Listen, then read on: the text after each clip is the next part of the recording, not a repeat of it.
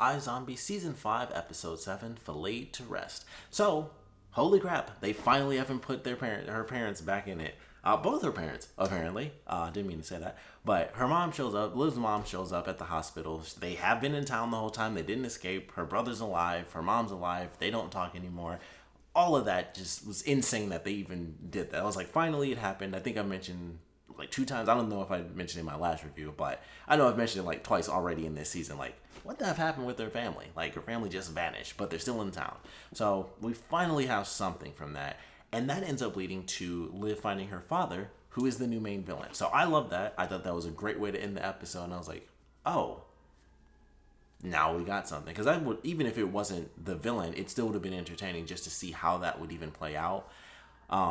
So now it's just crazy. It's just like, holy crap, her dad's the main villain. We got a bunch of other crap going on. Unfortunately, Justin ended up being a bad guy, and Major put him down in this episode. I was like, not his buddy. That sucks. Like, not like this. So that really sucked. And clearly, they even reference it in the episode. Major is becoming tougher. Like, the whole thing is like, oh, you're soft and you're weak on humans and you're weak in this and that. And he put, like, his best friend down, like, right in front of everybody. And it was like, oh, that doesn't sound like the Major you've described. It's like, no, it doesn't. And so Major's changing. Like, he's getting that pressure, like, from his friends and his family, from the city. Like, everything is, like, changing who he is.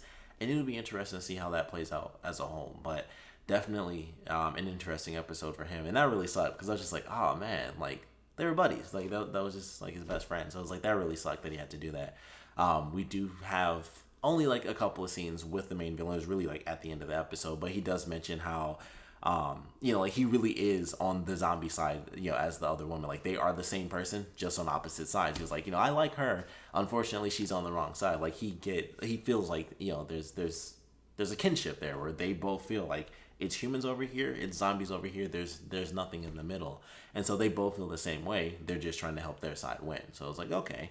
When you have that sort of character, I personally, based on some of the stuff we've seen, I'd say he has the upper hand right now because he's going in, wiping out other zombies. I think they mentioned they took like 7 extra people in this episode from like that first little heist. So he's constantly got people, coming over to his side who've been frozen. And so he unfreezes them and is like, all right, you're a part of this side of the war now. And it's just going to make things harder and harder. So I'm excited to see how that ends up playing out. But it was definitely a good side of the episode. Even though it didn't really focus on him in particular, it was mostly like Major's emotional struggle through the episode, trying to figure out what happened there. But still really entertaining. And like I said, they mentioned they got extra people out. They clearly have, trained marksmen as is. So it's just going to be harder and harder for Major to actually like figure out things and kind of do them the way that he wants to. We have Ravi helping out the doctor that he's working with to get her sister out, which I assume is going to be a part of the next episode. It might not be a big deal. It could just be like a totally small thing. But they do have the spy that the guy put in there. So I guess he was in 2 scenes. It wasn't just the end of the episode. But the spy that he has, she ends up going out at the end of the episode with the one woman's sister. So she's going to go out, kind of get a little bit of experience here and there. But also with her being a zombie, it'll be interesting to see how that ends up playing out. Because like they have tests for that sort of stuff. So we'll see what happens. Maybe they'll get busted and the one guy will die, but she won't, or something like that. She'll have to, lie her way through it. And then they'll be like, oh, there's a bullet hole like here and that should have killed you. Something random. So she might get busted. She might not. They might be able to get her sister out, which, like clearly there's going to be some story there. So I'm looking forward to that. But, they got the spy and she's actually going out on her first run. Liv finds her father by the end, who is the new big bad of the season, and she has no idea. So that'll be interesting. No Blaine in this episode, so I'm sure, that'll come back into play. Blaine, Don.E, and Stacy Boss, of course. But they did some good stuff in this one. I'm definitely excited for where things are going. Of course, the brain that Liv was on, as always, that's entertaining.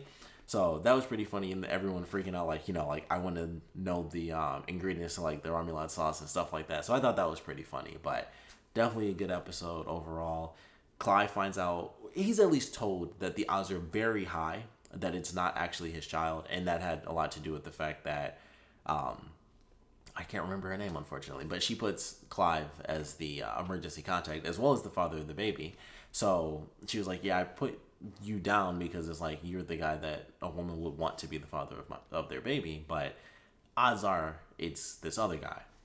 but it's also television, so the odds don't mean jack until we see what really happens. So who knows? The odds, as she puts it, the odds are quite likely that it's not his baby. But like I said, it's TV. It's got to be dramatic. Like, it could just not be his kid, and that's totally fine, and it works. And then he's just like, all right, well, it's not my kid, but we're still cool. So we'll see how that ends up playing out. Of course, Clive is also lieutenant at the moment, and he is being replaced by the woman who was at one point potentially his baby mama. But like I said, the odds aren't in his favor, as she says. That's what she puts, but we'll see what happens. So we'll just have to wait. It might be towards the middle of the season, might be towards the end of the season. Who really knows exactly when that answer is going to come? But I don't know. Like, it doesn't matter what anyone says. Like, once it gets to a point where it's like, this is a guy who could potentially have two children by two different women, it's television. It doesn't matter if the show is zombies, post-apocalyptic. There's always some, once baby, there can be baby drama. Doesn't matter what the series is truly about. It only takes one person to be pregnant, really. It could be one woman's pregnant, possibly two fathers, two women pregnant, possibly same father. It's like the inverse of The Walking Dead. Like, it doesn't matter what's happening. It could be zombies. It could be the end of the world. It could be anything. But baby drama, it's always there. It will always be there. So we'll see what really happens with that. It doesn't matter what anyone says the odds are, how likely, how unlikely. It's dramatic. So at this point, no matter what anyone thinks, it's 50-50. So we'll have to wait and see whether or not Clive is going to end up having two kids or just one. But either way, I'm entertained by it. It'll be interesting to see how it all pans out. But looking forward to the next episode. Looking forward to just whatever they're going to end up doing with Liv reconnecting with her father. So she doesn't wear the makeup or anything. So he's going to know that she's a zombie. She won't know that he's a zombie, but he might say it. So, yeah, and that's another thing. Like, it'll be hard to tell because I think at this point, everyone knows, that Liv is kind of going around. Like, even in this episode, the cop was like, oh, like, you'll eat her brain, right? And, like, that's how it works. It's like, yeah. So people know what Liv does. So he'll know that she's a zombie. At some point, he'll realize that she's renegade because odds are, it might take about 2 episodes, possibly 3. But when their spy comes back and it's just like, oh, well, my daughter's coming to visit me, so we're going to keep it real casual. Like, you guys are my friends. We're doing some business stuff here and there. They're going to run into each other and it's like, huh. And then things are going to get real weird. So I feel like that's how it'll play out. We'll see. Like I said, it'll be a few episodes because, she left on her mission. So that gives them the perfect amount of time to build up a relationship where it's really good. And then when they come back from the mission, it's like, oh, okay.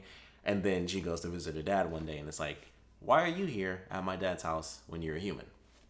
I just feel, TV writing mode, that's what I think is going to end up happening. They're going to give it like 2 episodes where everything's perfect between them.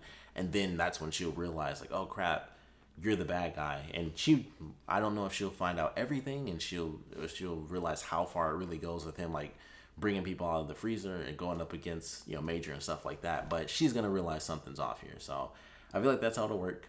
It'll just be like, hey, I'm coming back from this mission. Oh crap, there's Liv, who is also renegade. So that should be interesting, and we'll see how it plays out.